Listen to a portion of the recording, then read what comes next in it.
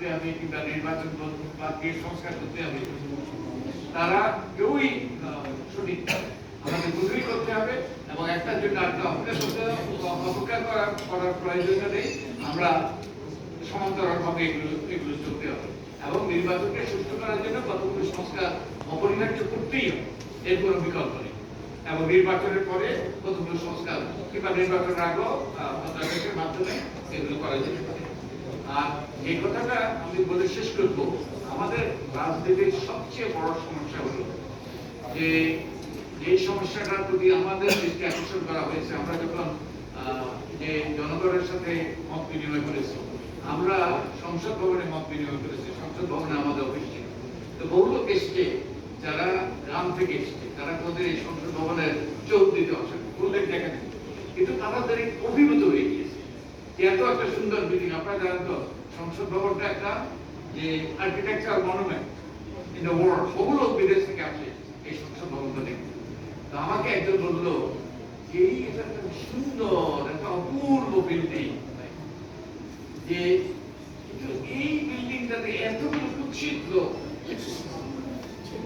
এখানে আটকা বেঁধেছে।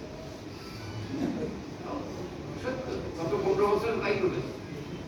আমাদের অন্যতম দায়িত্ব হলো যে আমাদের নির্বাচনী ব্যবস্থাটাকে পরিচ্ছন্ন করা। আমরা নির্বাচন কমিশনের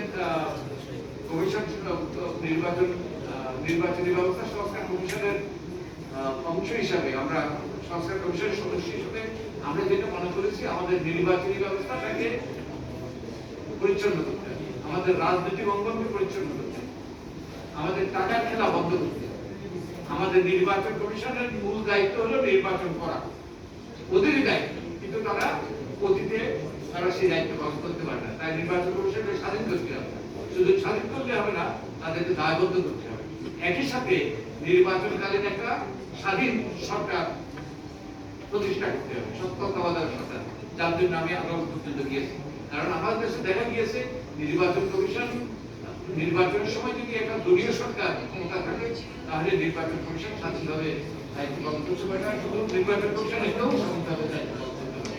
তাই নির্বাচনকালীন একটা নিরপেক্ষ সরকার দরকার, নির্দলীয় সরকার দরকার। এই জন্যই আমি আদালতে গিয়েছি। আমার নাহিদ, আমার প্রিয় নাহিদ আমার সাথে ছিল, আমরা 5 জন আদালতে গিয়েছি এবং আমরা আনন্দিত আদালত তত্ত্বাবধায়ক সরকার ব্যবস্থাটাকে প্রসঙ্গের ঘোষণা করেছে, অনেকগুলোকে বাতিল করেছে। তবে এখনো এটা সংবিধানে অন্তর্ভুক্ত হতে সময় লাগবে, কারণ এই ত্রয়োদশ সংশোধনীর মাধ্যমে যে তত্ত্বাবধায়ক সরকার ব্যবস্থা বাতিল করা হয়েছে, সেটা এখন আদালতে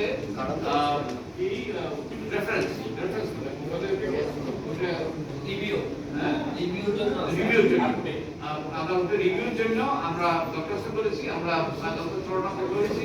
ওটা রিভিউতে আমরা প্রতিকার পেলেই আশা করি আমরা প্রতিকার পাবো, যে আমরা প্রতিকার পাবো, তাহলে তত্ত্বাবধায়ক সরকার ব্যবস্থাটা আবার ফিরে আসবে এবং আমাদের সেই শেখ হাসিনা যে পঞ্চদশ সংশোধনীর মাধ্যমে, বস্তুত আমরা এই যে সংবিধান পুনর্লেখন নিয়ে অনেক বিতর্ক করেছি, সংবিধান পুনর্লেখন করে দিয়েছে শেখ হাসিনা পঞ্চদশ সংশোধনীর মাধ্যমে।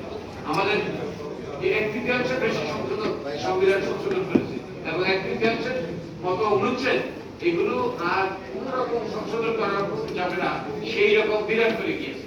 তো এই পুনর্লেখন করেছে এবং সেগুলোকে নিয়ে এখন সংবিধান সংশোধন করা যাবে। এনিওয়ে আর কথা বাড়াবো না।